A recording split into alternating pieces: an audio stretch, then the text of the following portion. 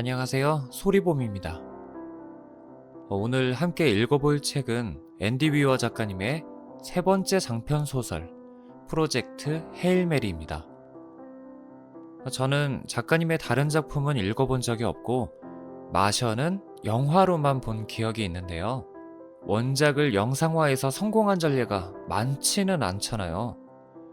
그럼에도 저는 영화 마션을 굉장히 재밌게 봤던 기억이 있기 때문에 이 소설도 기대를 하고 읽어봤습니다. 그리고 실망하지 않았어요. SF 장르 소설에서 여러분들의 인생작은 무엇인가요? 저에게는 삼체가 인생작으로 자리 잡고 있습니다. 제가 이렇게 말하면 또 누군가는 뭘 모르네, 듄이지 라고 하시는 분들도 많으실 거 압니다. 제가 아직 듄을 읽어보지 못했기 때문에 저에게는 삼체가 최고의 작품이었습니다. 그런데 삼체를 읽고 나서 굉장히 후회를 했어요. 사실 문학 작품이라는 게 활자로 하는 예술 활동이잖아요. 예술 작품을 감히 제가 평가하고 우위를 점하는 건 무리가 있지만 저에게는 삼체가 타 작품들과는 완전히 다른 차원이었기 때문에 삼체를 보고 난 후에는 다른 작품들이 뭔가, 이렇게 말하면 좀 그렇지만 하찮다? 시시하다? 너무 어마어마한 걸 봐버린 후여서 약간은 그렇게 느껴지는 점도 있더라고요. 그래서 삼체를 아끼고 아끼다가 조금 더 늦게 봤어야 했다 라는 후회가 좀 들더라고요. 그럼에도 항상 잘 쓰인 SF 작품을 볼 때면 작가님들의 이 말도 안 되는 상상력에 감탄을 안 할 수가 없는 것 같아요. 이 소설도 정말 어마어마합니다. 그런데 조금 어렵다는 후기도 많이 접하셨을 것 같아요. 일단은 하드 SF 특성상 뭔가 복잡한 물리학 이론이나 수학 공식 같은 것들이 많이 등장하기 때문에 나는 소설을 읽고 있는데 뭔가 공부하는 것 같은 느낌으로 다가와서 거부감을 느끼시는 분들도 분명히 계실 거라 생각합니다. 그런데 그런 이론적인 부분은 내가 이해를 못했다 해도 이 작품을 읽는데 전혀 방해가 되지 않아요. 그러니까 내가 수포자인데 수학 시험을 억지로 봐야 하는 상황인 거예요. 나는 공식을 아는 게 하나도 없어. 그런데 막상 시험을 보니 100점인 거죠. 이게 무슨 말이냐? 진짜 재밌으니까 걱정하지 마시고 읽어보셨으면 좋겠다, 그런 말입니다. 그리고 이 헤일 메리라는 것이 절망적인 상황에서 아주 낮은 성공률을 바라보고 적진 깊숙이 내지르는 롱패스를 뜻하는 미식축구 용어라고 해요. 그런데 이 소설은 우주적 스케일이니까 이 주인공은 지구가 멸망할 수 있는 아주 절망적인 상황에서 아주 낮은 성공률을 바라보고 이 프로젝트에 투입이 된 거잖아요. 그런데 그 위급한 상황에서 자신의 이름조차 기억을 못하는 상황이에요. 기억 상실인 거죠. 딱 이 정도만 들었을 때는 이야기가 엄청 어두울 것 같잖아요. 그런데 이 작가님이 위트가 넘치십니다. 굉장히 유쾌하고 재밌게 이야기가 흘러가요. 그리고 굉장히 감동적인 이야기입니다. 시작부터 매우 흥미롭게 출발하기 때문에 제법 두께가 있는 책이지만 단숨에 읽게 되실 겁니다. 제가 맛보기로 첫 번째 챕터만 읽어드리니까요. 뒷이야기도 꼭 찾아서 읽어보시면 좋겠습니다. 프로젝트 헤일 메리, 앤디 위어 지음, 강동혁 옮김, 출판 RH 코리아. 존, 폴, 조지, 그리고 링고를 위해. 1. 이 더하기 2는 무엇입니까? 이 질문을 들으니 왠지 짜증이 난다. 피곤하다. 나는 다시 잠에 빠져든다. 몇 분이 지나자 다시 그 소리가 들린다. 2 더하기 2는 무엇입니까? 여성의 조용한 목소리에는 감정이 없고 발음은 지난번과 똑같다. 컴퓨터다. 컴퓨터가 나를 귀찮게 군다. 이젠 더 짜증이 난다. 너... 내가 말한다. 놀랍다. 나는 내버려 둬라고 말하려 했다.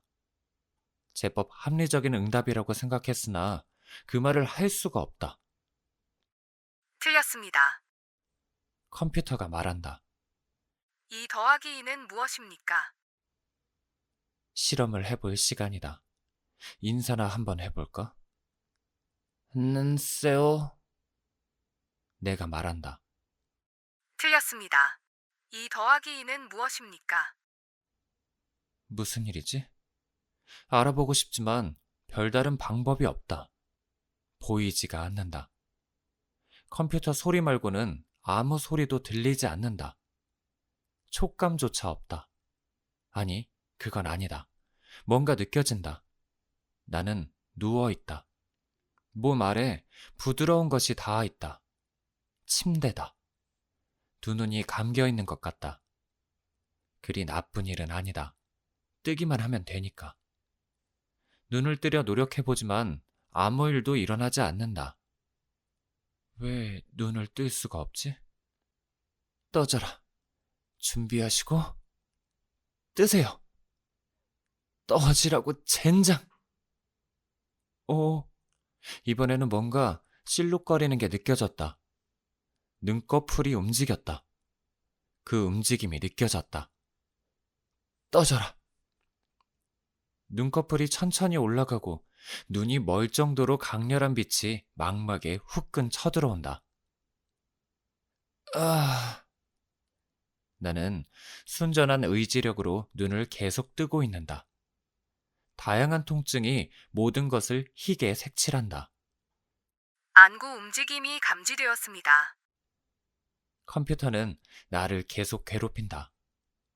2 더하기 2는 무엇입니까? 흰 빛이 가라앉는다. 눈이 적응하고 있다. 슬슬 주변이 눈에 들어오지만 아직은 하나도 못 알아보겠다. 어디 보자. 손은 움직여지나? 아니. 팔은? 아니. 하지만 입은 움직일 수 있는 건 맞지? 뭐라고 중얼거리고 있었잖아? 알아들을 수 있는 말을 한 것은 아니지만 그래도 뭔가 말하기는 했다. 네. 틀렸습니다. 2 더하기 2는 무엇입니까? 이제는 조금씩 사물의 형태를 알아볼 수 있을 것 같다. 나는 침대에 누워있다. 침대는 뭐랄까 타원형이다. LED 조명이 나를 내리쬐고 있다. 천장에 달린 카메라들이 내 동작 하나하나를 지켜본다. 소름 끼치기는 하지만 그보다 훨씬 걱정되는 것은 로봇 팔들이다. 광택 처리가 된 강철골조 2개가 천장에 걸려 있다. 둘 다 손이 있어야 할 자리에 어떤 도구들이 달려 있다. 불안하게도 구멍 뚫는 데 쓰면 딱 좋게 생겼다. 마음에 든다고는 못하겠다. 내가 말한다. 이 정도면 될까? 틀렸습니다. 2 더하기 2는 무엇입니까? 망할. 나는 모든 의지력과 내면의 힘을 끌어모은다. 동시에 조금씩 공포감도 찾아온다. 잘 됐다. 그것도 이용해야지. 네. 결국은 내가 말한다. 정답입니다. 천만 다행이다. 이제는 말할 수 있다. 뭐 이런 것도 말이라면. 안도의 한숨을 내쉰다. 잠깐, 방금 호흡을 통제했다. 나는 일부러 한 번 더 숨을 들이쉰다. 입속이 쓰리다. 목구멍도 쓰리다. 하지만 이건 나의 쓰라림이다. 내게 통제력이 있다. 나는 산소 마스크를 끼고 있다. 마스크는 얼굴에 단단히 매여 있으며 내 머리 뒤쪽으로 돌아가는 호스와 연결되어 있다. 일어날 수 있을까? 아니. 하지만 고개는 약간 움직일 수 있다. 내 몸을 내려다본다. 나는 알몸이고 셀 수 없이 많은 관에 연결되어 있다. 관은 두 팔에 하나씩 있고 두 다리에도 하나씩 있으며 남성의 물건에도 하나 꽂혀 있다. 관 두 개는 내 허벅지 아래쪽으로 들어간다. 그중 하나는 내 엉덩이 사이, 햇빛이 들지 않는 계곡으로 들어가는 것 같다. 좋은 일일 리가 없다. 게다가 나는 전극으로 뒤덮여 있다. 심전도 검사 장비에 달린 것 같은 붙이는 센서다. 심전도 검사 장비와 다른 점은 전극이 온 사방에 붙어 있다는 것이다. 뭐 그래도 이것들은 몸에 쑤셔 넣어지는 대신 그냥 피부에 붙어 있는 거니까. 여기 나한테서 쌕쌕거리는 숨소리가 난다. 다시 말한다. 여기 애가 어디지? 팔의 세제곱근은 무엇입니까? 컴퓨터가 묻는다. 여기가 어디야? 나는 다시 말한다. 이번은 좀 더 쉽다. 틀렸습니다. 팔의 세제곱근은 무엇입니까? 나는 심호흡을 하고서 천천히 대답한다. 2 곱하기 2의 2i 파이승. 틀렸습니다. 팔의 세제곱근은 무엇입니까? 하지만 난 틀리지 않았다. 그냥 컴퓨터가 얼마나 똑똑한지 알고 싶었을 뿐. 답은 그리 똑똑하지는 않다는 것이다. 내가 말한다. 정답입니다. 나는 후속 질문을 기다리지만 컴퓨터는 만족한 듯하다. 피곤하다. 나는 다시 잠들고 만다. 나는 눈을 뜬다. 얼마나 정신을 잃었던 걸까? 푹 쉰 기분이 드는 걸 보면 꽤 시간이 흐른 게 분명하다. 나는 딱히 어렵지 않게 눈을 뜬다. 나아진 셈이다. 손가락들을 움직여본다. 손가락은 내 지시대로 실룩거린다. 좋다. 이젠 뭔가 될 것 같다. 손 움직임이 감지되었습니다. 컴퓨터가 말한다. 가만히 계십시오. 뭐? 왜? 로봇 팔들이 내 쪽으로 다가온다. 빠르게. 내가 알아차리기도 전에 그 팔들이 내 몸에 연결된 관 대부분을 제거했다. 나는 아무것도 느끼지 못했다. 어차피 피부가 얼얼해서 별 감촉이 없긴 하지만. 남은 관은 딱 3개다. 팔에 꽂힌 링것줄, 엉덩이로 들어간 관, 그리고 소변줄. 특히 뒤에 2가지는 꼭 제거해줬으면 하는 시그니처 아이템 같은 것이었지만 뭐 괜찮다. 나는 오른팔을 들었다가 팔이 다시 침대로 툭 떨어지게 놔둔다. 왼팔도 똑같이 해본다. 둘 다 엄청나게 무겁게 느껴진다. 나는 같은 과정을 몇 차례 반복한다. 내 2 팔은 근육질인데 이렇게 힘이 없다니 말이 안 된다. 몸에 엄청난 의학적 문제가 있어서 이 침대에 꽤 오랫동안 누워 있었던 것 같은데 그게 아니라면 왜 나한테 저것들을 덕지덕지 달아뒀겠나? 근무력증 같은 것이라도 있어야 하지 않나? 의사도 있어야 할 텐데. 아니면 병원 소리라도 들리든지. 게다가 이 침대는 또 뭐람? 침대는 직사각형이 아니라 타원형이었다. 게다가 바닥이 아니라 벽에 붙어 있다. 관을... 내 말꼬리가 흐려진다. 지금도 좀 피곤하다. 관을 빼줘. 컴퓨터는 반응하지 않는다. 나는 몇 번 더 팔을 들어본다. 발가락을 움직거린다.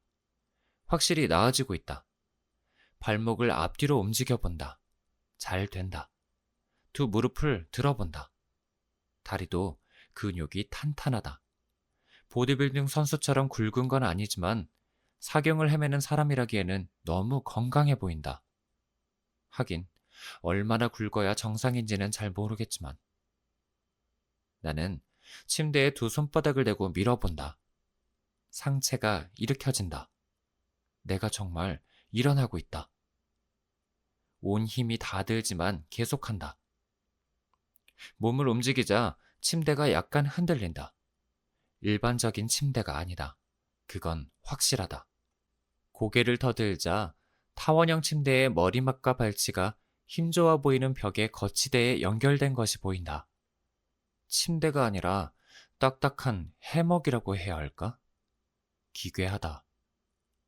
얼마 후 나는 엉덩이관을 깔고 앉아 있다. 아주 편안한 느낌이라고는 못하겠다. 하긴 엉덩이에 관을 꼽고 있는 게 언제는 편안할까?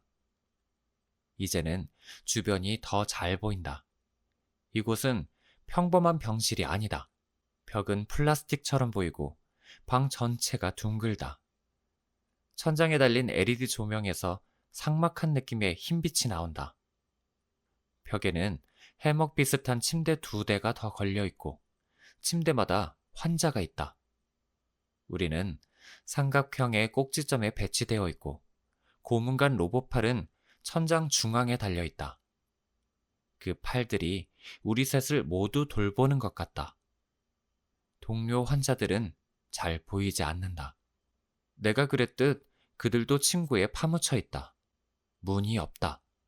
그냥 벽에 사다리가 하나 달려서 무엇으로 이어지는 거지? 저건 해치일까? 둥글고 가운데에 바퀴 모양 손잡이가 달려 있다. 그래, 일종의 해치가 틀림없다. 마치 잠수함에 달린 것 같은 생김새다. 어쩌면 우리 세 사람은 전염병에 걸려 밀폐된 이곳에 격리된 건지도 모른다. 벽에는 여기저기 작은 환기구가 달려 있고 공기의 흐름이 미세하게 느껴진다. 이곳은 통제된 환경인 걸까? 나는 침대 가장자리로 한쪽 다리를 미끄러뜨려 내린다. 침대가 흔들린다. 로봇팔이 서둘러 내게 다가온다. 나는 움찔하지만 로봇팔은 딱 멈춰서 내 근처에 머무른다. 내가 넘어지면 잡아주려는 듯하다. 전신 동작이 감지되었습니다. 컴퓨터가 말한다. 당신의 이름은 무엇입니까? 참나, 장난해? 내가 묻는다. 틀렸습니다. 두 번째 시도. 당신의 이름은 무엇입니까? 나는 대답하려고 입을 연다. 틀렸습니다. 세 번째 시도. 당신의 이름은 무엇입니까? 그제야 문득 드는 생각은 내가 누군지 모르겠다는 것이다. 내가 뭘 하는 사람인지도 모르겠다. 아무것도 기억나지 않는다. 내가 말한다. 틀렸습니다. 피로가 나를 휩쓴다. 그보다 왠지 기분 좋은 느낌이다. 컴퓨터가 링거를 통해 내게 진정제를 주사한 게 틀림없다. 잠깐, 나는 웅얼거린다. 로봇 팔들이 나를 다시 침대에 가만히 내려놓는다. 나는 다시 깨어난다. 로봇 팔 하나가 내 얼굴에 닿아 있다. 무슨 짓이야? 나는 몸을 떤다. 그 어느 때보다도 깜짝 놀랐다. 팔들은 천장의 집으로 다시 물러난다. 나는 상처가 났는지 얼굴을 더듬어 본다. 한쪽에는 깎고 남은 수염 자국이 있고 다른 쪽은 매끈하다. 면도를 해준 거야? 의식이 감지되었습니다. 컴퓨터가 말한다. 당신의 이름은 무엇입니까? 그건 아직 모르겠는데. 틀렸습니다. 두 번째 시도. 당신의 이름은 무엇입니까? 나는 백인 남성이고 영어를 쓴다. 어디 찍어보자. 존? 틀렸습니다. 세 번째 시도. 당신의 이름은 무엇입니까? 나는 팔에서 링거줄을 뽑아낸다. 배째? 틀렸습니다. 로봇팔이 나를 잡으려 든다. 나는 침대에서 몸을 굴려 떨어진다. 실수다. 다른 관들이 아직 연결돼 있다. 엉덩이관은 바로 뽑힌다. 아프지도 않다. 뽑히지 않도록 안쪽에 바람이 들어가 있는 소변줄도 성기에서 획 당겨져 나온다. 그건 아프다. 오줌 대신 골프공을 싸는 것 같다. 나는 비명을 지르며 바닥에서 뒹군다. 신체적 고통. 컴퓨터가 말한다. 로봇팔들이 따라온다. 나는 도망치려 바닥을 기어 다른 침대 밑으로 들어간다. 팔들은 바로 멈추지만 포기하지 않고 기다린다. 그 팔을 작동시키는 건 컴퓨터다. 인내심을 잃거나 하는 일은 없다. 나는 고개를 뒤로 젖히고 숨을 고른다. 잠시 후에 통증이 잦아든다. 나는 눈물을 훔친다. 대체 무슨 일이 벌어지는 건지 모르겠다. 이봐! 내가 소리친다. 누구 좀 일어나봐! 당신의 이름은 무엇입니까? 컴퓨터가 묻는다. 인간 좀 일어나 보라고 제발! 틀렸습니다. 컴퓨터가 말한다. 사타구니가 너무 아파서 웃음이 나온다. 이건 말도 안 되는 상황이다. 게다가 엔돌핀이 돌아 현기증이 난다. 나는 내 침대 옆에 소변줄을 돌아본다. 놀라서 고개를 젓는다. 저게 내 요도에 들어있었다니. 와. 그리고 소변줄이 뽑히면서 상처가 났다. 바닥에 작은 핏줄기가 그어져 있다. 저 빨갛고 가느다란 선...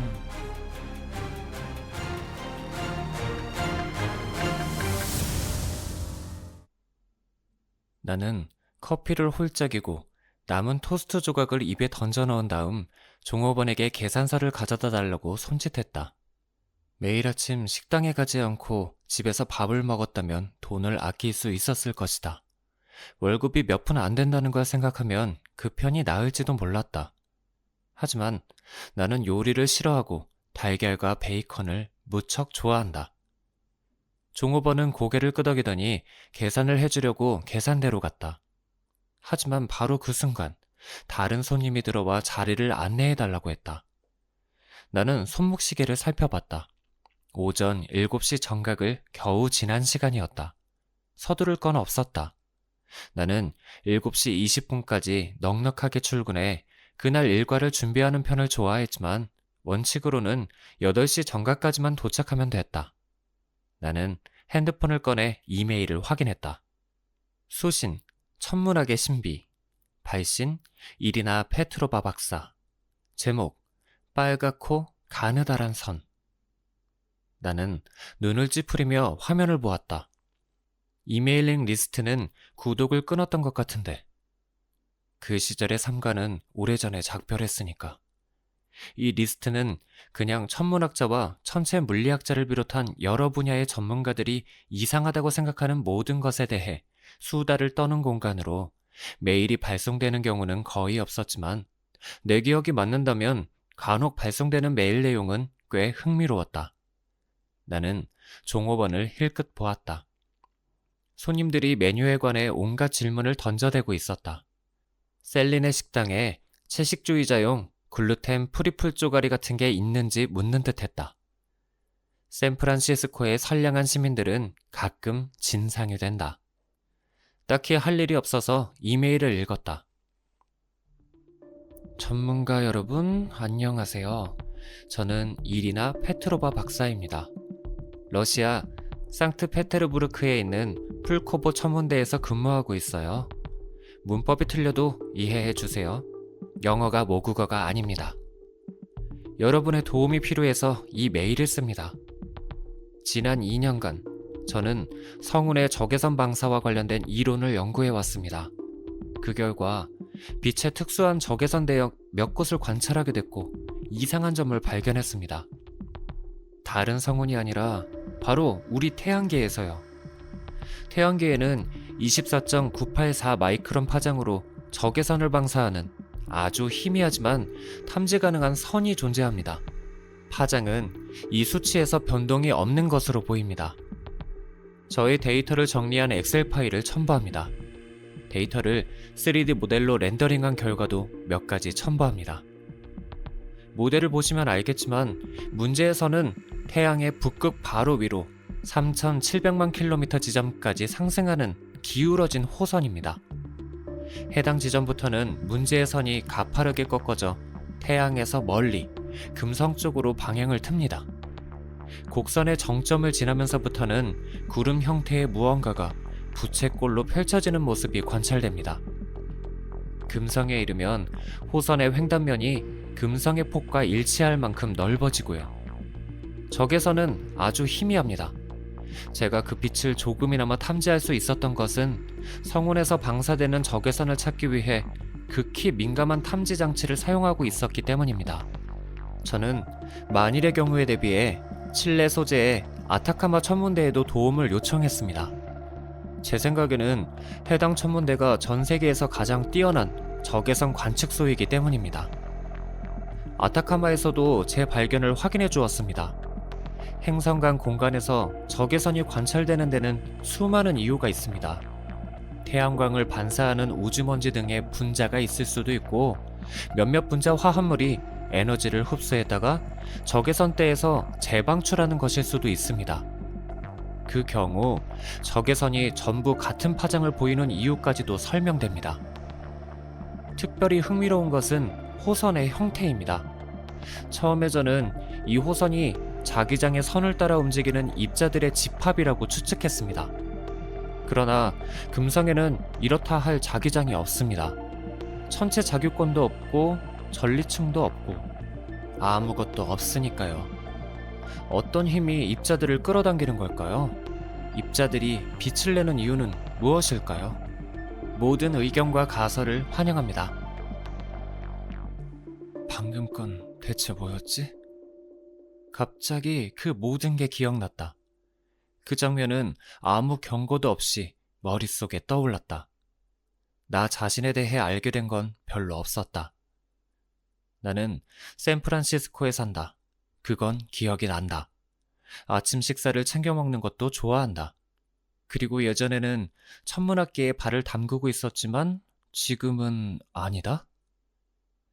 내 이름처럼 사소한 문제보다도 그 이메일을 기억하는 것이 대단히 중요하다는 생각이 들었다. 내 무의식이 뭔가를 전달하려 한다. 그래서 피로 그려진 선을 보자 빨갛고 가느다란 선이라는 이메일 제목이 생각난 게 틀림없었다.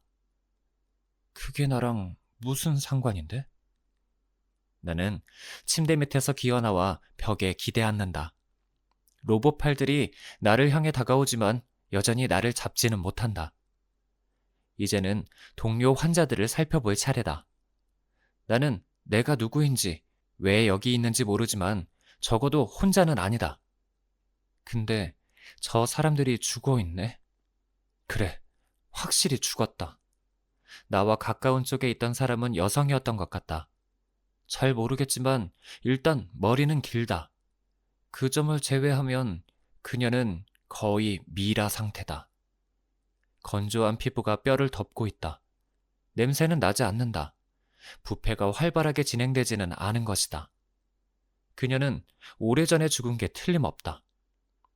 다른 침대에 있는 사람은 남성이었다. 그는 죽은 지 더 오래된 것 같았다. 그의 피부는 건조하고 가죽처럼 변했을 뿐만 아니라 부스러져 가고 있다. 그래, 그러니까 난 죽은 두 사람과 함께 이곳에 있다는 말이다. 역겨움과 공포가 느껴질 법하지만 그렇지 않다. 이 사람들은 죽은 지 너무 오래돼서 사람처럼 보이지도 않는다. 헬로윈 장식처럼 보이지. 두 사람 다 나와 친한 사이는 아니었으면 좋겠다. 혹시 친했다면 그 사실이 기억나지 않았으면 좋겠고.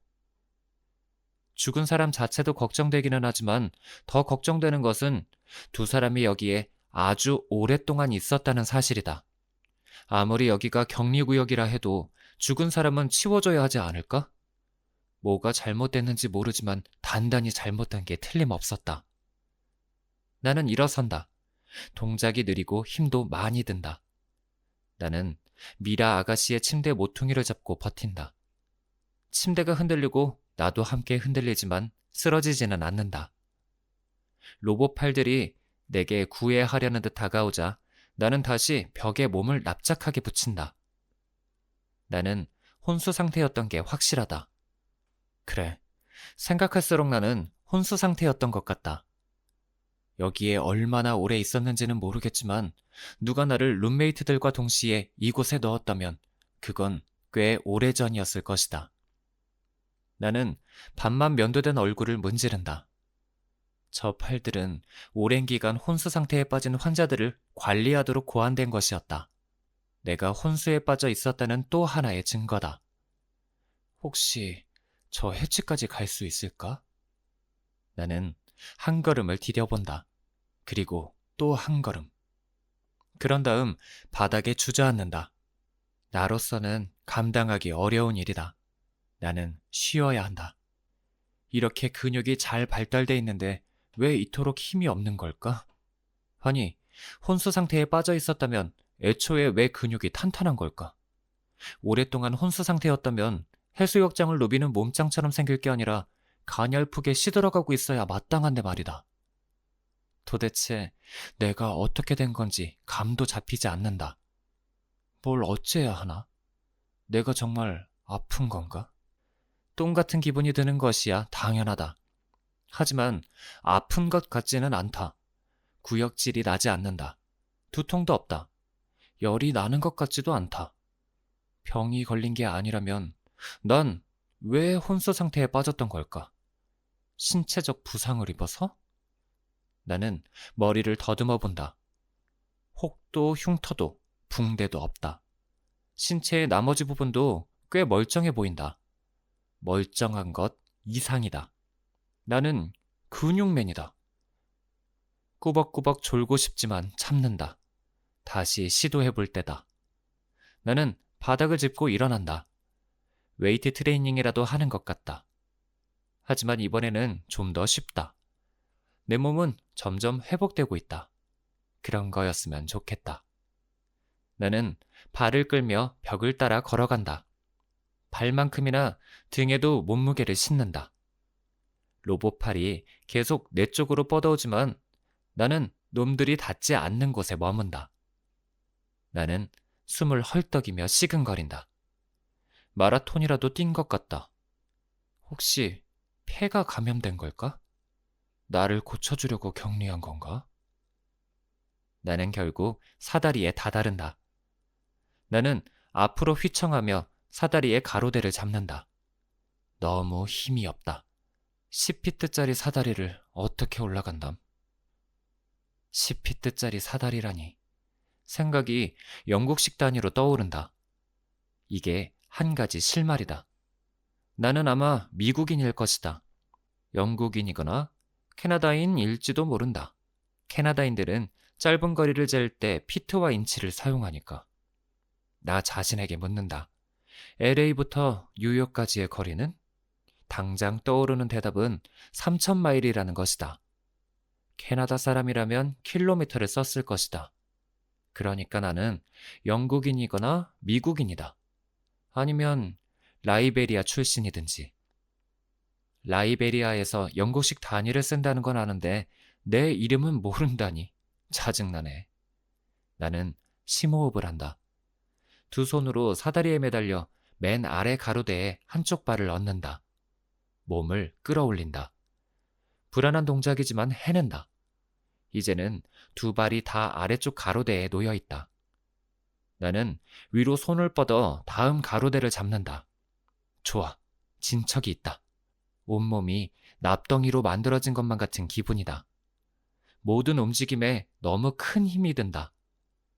나는 위쪽으로 몸을 끌어올려 보려 하지만 손에 그만한 힘이 없다. 나는 사다리에서 뒤로 떨어진다. 어여.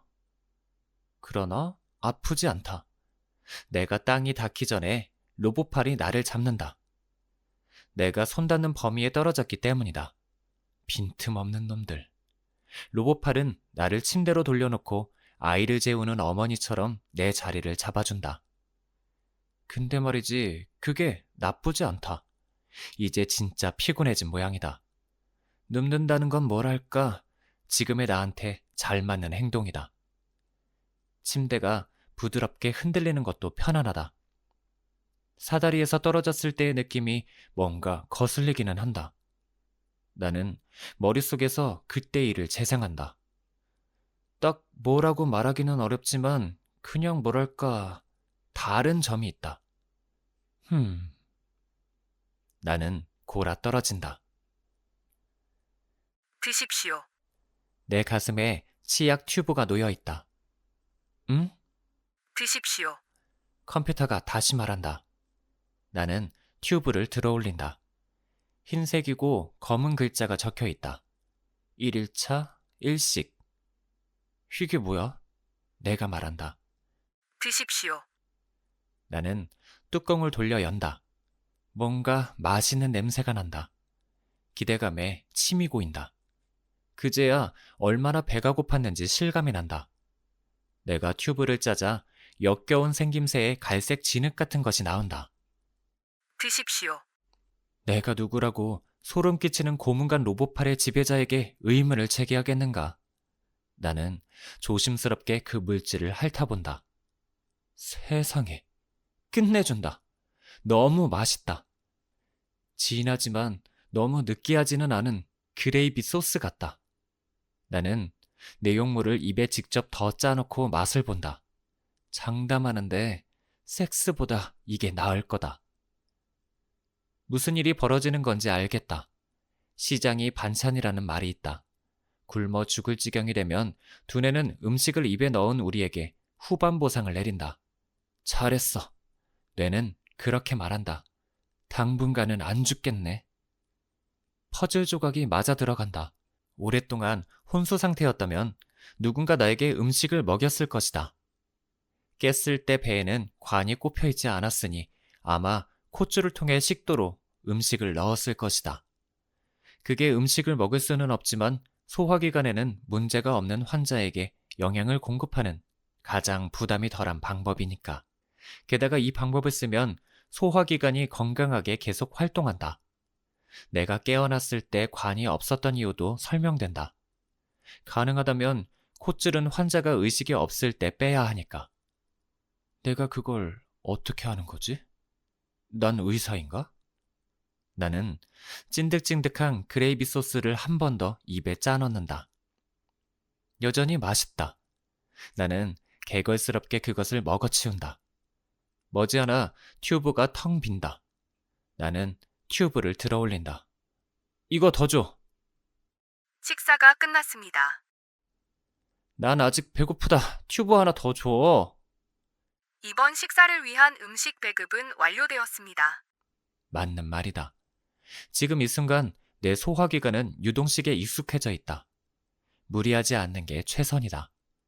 원하는 만큼 먹으면 탈이 날 테니까. 컴퓨터는 옳은 일을 하고 있다. 음식 더 줘. 그리고 배고플 때 뭐가 옳은 일인지 신경 쓰는 사람은 없다. 이번 식사를 위한 음식 배급은 완료되었습니다. 채. 하지만 전보다는 기분이 훨씬 나아졌다.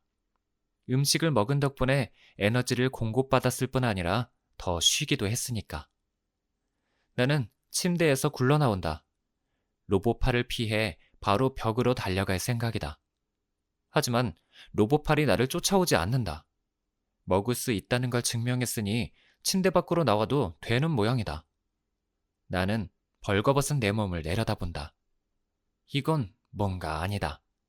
주변에 다른 사람이라고는 죽은 사람밖에 없다는 건 알지만 그래도 그렇지. 옷 좀 없나? 컴퓨터는 아무 말도 하지 않는다. 그래, 마음대로 해라. 나는 침대에서 이불보를 벗겨내 상체에 두어 번 감는다.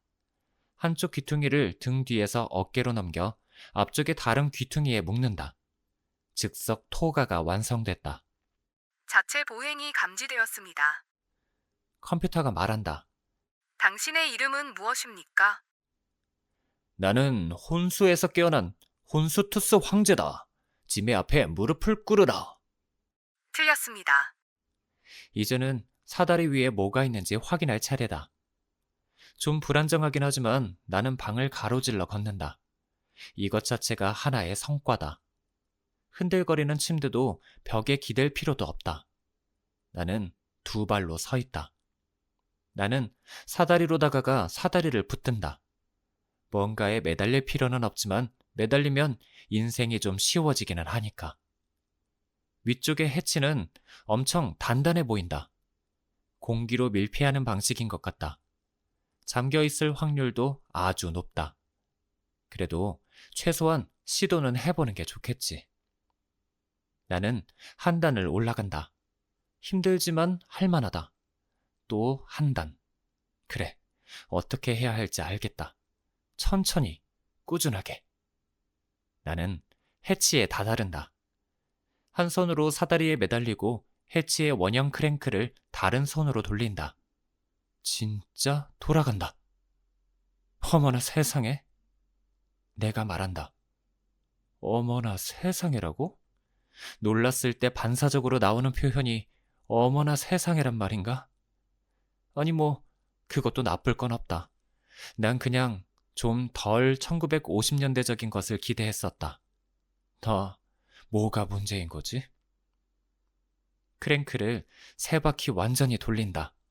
철컥하는 소리가 난다. 해치가 아래쪽으로 기울어지고 나는 해치에 맞지 않으려고 비킨다. 해치는 툭 떨어지듯 열린다. 무거운 경천만이 해치가 떨어지지 않도록 걸려있다. 나는 자유다.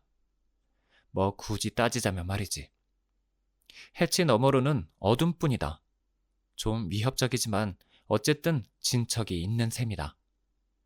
나는 새로운 공간으로 손을 뻗고 바닥 위로 몸을 끌어올린다. 내가 들어가자마자 탁 하며 불이 들어온다. 아마 컴퓨터가 한 일이겠지. 그 공간은 내가 떠나온 공간과 크기도 모양도 같아 보인다. 이번에도 둥근 방이다. 보아하니 실험대처럼 생긴 커다란 탁자 하나가 바닥에 설치돼 있다. 근처에는 실험실용 의자가 3개 있다. 벽 전체를 따라 실험 장비가 놓여 있고 그것들 전부가 바닥에 고정된 탁자나 벤치 위에 놓여 있다. 이 방은 밀폐된 공간에서 지진이 일어날 경우에 대비해 만들어진 것만 같다. 벽에 기대어 있는 사다리 하나가 천장에 또 다른 해치로 이어진다. 나는 장비가 잘 갖추어진 실험실에 있다. 대체 언제부터 격리병동의 환자들을 실험실에 들어가게 해줬다고? 게다가 여기는 의학실험실처럼 보이지도 않는다. 대체 무슨 쌍쌍바 같은 상황이람? 쌍쌍바라고? 진짜? 난 어린 자식이 있는 사람인지도 모르겠다. 욕을 절대 안 쓰는 독실한 신자이든지. 나는 주변을 좀 더 살펴보려고 일어선다. 실험실에는 탁자에 나사로 고정된 더 작은 장비가 있다. 8000배율 현미경, 감 멸균 처리기, 시험관 여러 개, 공구 보관용 서랍 여러 개, 샘플 보관용 냉장고, 전기로, 피펫? 잠깐만. 대체 난 왜 이런 용어들을 전부 알고 있는 거지? 나는 벽을 따라 놓여있는 더 큰 장비들을 살펴본다. 주사형 전자현미경, 서버 밀리미터 3D 프린터, 11축 밀링 머신, 커터를 회전시켜 공작물을 절삭하는 공작기계, 레이저 간섭 관측기, 1세제곱미터짜리 진공실. 나는 이 모든 것의 정체를 알고 있다. 사용 방법까지도. 나 과학자구나? 이제야 좀 알겠네. 내가 과학을 써야 할 시간인 거야. 좋아. 천재두뇌 씨, 뭐라도 생각해 보라고. 나는 배고프다. 실망이다, 두뇌야. 지금도 나는 여기에 왜 이런 실험실이 있는지, 왜 내가 여기에 들어와도 되는 건지 전혀 모르겠다. 하지만 계속 가보자. 천장의 해치는 땅에서 10피트 정도 떨어져 있다. 또 한 번 사다리 대모험이 펼쳐질 예정이다. 그래도 지금은 힘이 좀 더 생겼으니까. 나는 몇 차례 심호흡하고 사다리를 오르기 시작한다. 전에도 그랬듯 이 단순한 행동에는 엄청난 노력이 따른다. 나아지고 있을지는 몰라도 난 괜찮지 않다. 세상에, 몸이 엄청 무겁다. 나는 꼭대기까지 간신히 올라간다. 나는 사다리의 가로대에 불편하게 자세를 잡고 해치 손잡이를 밀어본다. 꿈쩍도 안 한다. 해치의 잠금을 해제하려면 이름을 말하세요. 컴퓨터가 말한다. 이름을 모른다니까. 틀렸습니다. 나는 손바닥으로 손잡이를 쾅 친다. 손잡이는 움직이지 않고 이제는 손바닥까지 아프다. 그래, 별 보람이 없네. 이건 좀 이따가 해야겠다. 어쩌면 머자나 이름이 기억날지도 모른다. 아니면 어딘가에 적혀있는 내 이름을 발견하든지. 나는 사다리를 내려온다. 그게 내 계획이다. 올라가는 것보다는 내려가는 게 쉬울 것 같지만 절대로 아니다. 우아하게 사다리를 내려오는 대신 나는 이상한 각도로 다음 가로대를 디디고 해치 손잡이를 놓치며 멍청이처럼 추락한다. 나는 화난 고양이처럼 버둥거리며 뭐든 잡으려고 손을 뻗는다. 알고 보니 그건 최악의 발상이었다. 나는 탁자에 떨어져 정강이로 공구 보관용 서랍을 쾅 찍어버린다. 너무나 아프네요. 나는 소리를 지르며 아픈 정강이를 움켜잡고서 실수로 탁자 위를 굴러 바닥에 떨어진다. 이번에는 나를 받아줄 로봇 팔이 없다. 나는 등부터 떨어진다. 잠깐 숨이 안 쉬어진다. 게다가 부상만으로는 부족하다는 듯 치욕스러운 일까지 벌어진다. 공구 서랍장에 넘어지면서 서랍들이 열리고 실험 장비들이 내 위에 우수수 떨어진다. 면봉쯤이야 별 문제가 아니다. 시험관은 약간 아픈 정도다. 놀랍게도 깨지지는 않는다. 하지만 줄자는 내 이마를 정통으로 후려친다. 더 많은 잡동사니가 쏟아지지만 나는 부풀어 오르는 이마를 부여잡느라 바빠 눈치채지 못한다. 저놈의 줄자 대체 얼마나 무거운 거야? 3피트짜리 탁자에서 떨어졌다고 내 머리에 혹을 내다니. 실패했구나. 나는 듣는 사람도 없는데 말한다. 이번 경험 전체가 그냥 우스꽝스럽다. 찰리 채플린 영화의 한 장면 같다. 사실 정말로 비슷했다. 좀 지나칠 정도로. 아까 느꼈던 뭔가 다른 감각이 다시 느껴진다. 나는 근처의 시험관을 잡고 허공에 던져본다. 시험관은 당연히 위로 올라갔다가 내려온다. 하지만 왠지 신경에 거슬린다.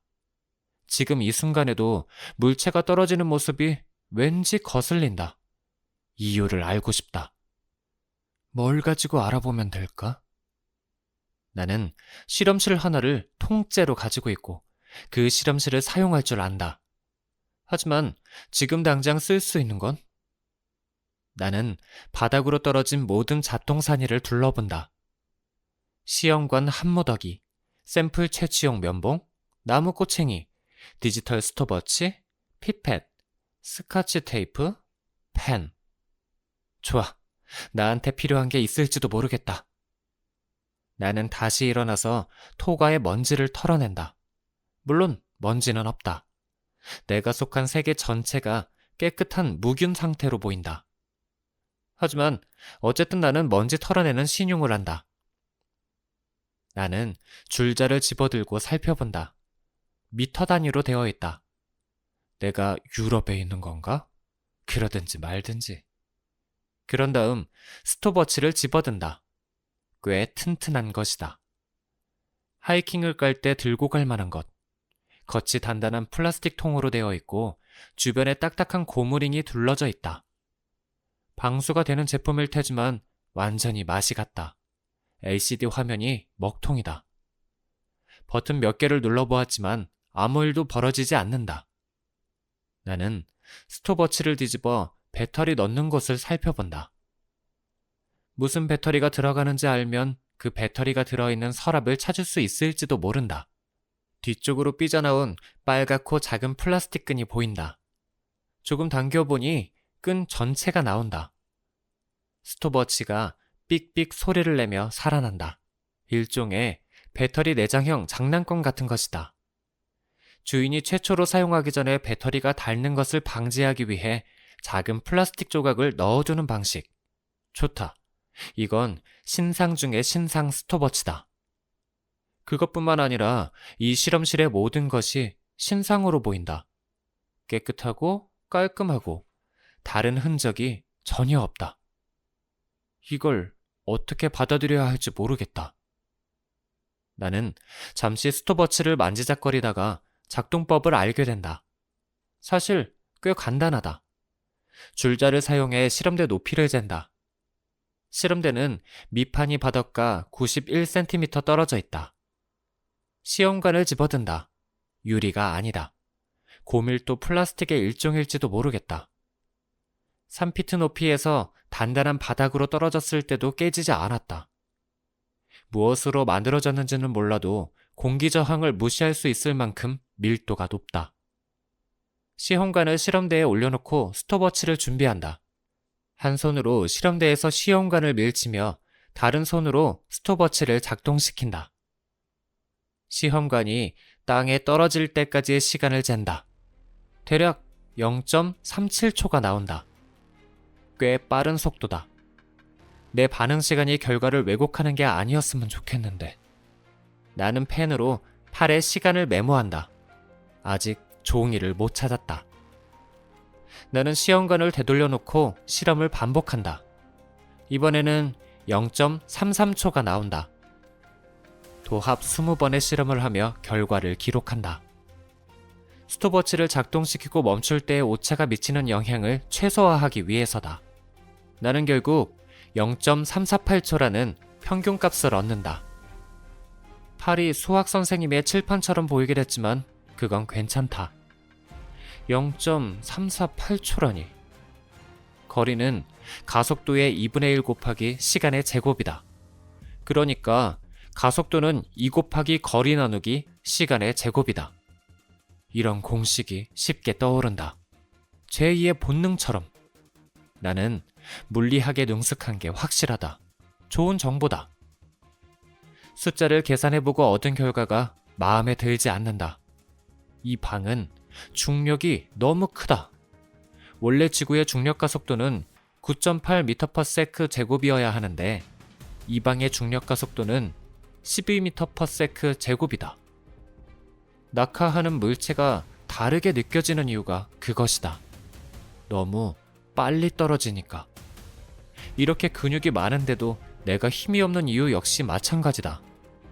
모든 것이 원래의 무게보다 1.5배는 더 나간다. 문제는 중력에 영향을 주는 건 아무것도 없다는 사실이다. 중력은 증가시킬 수도 감소시킬 수도 없다. 지구의 중력 가속도는 9.8m/s 제곱이다. 끝. 그런데 나는 그 이상의 중력을 경험하고 있다. 가능한 설명은 한 가지뿐이다. 내가 있는 곳은 지구가 아니다.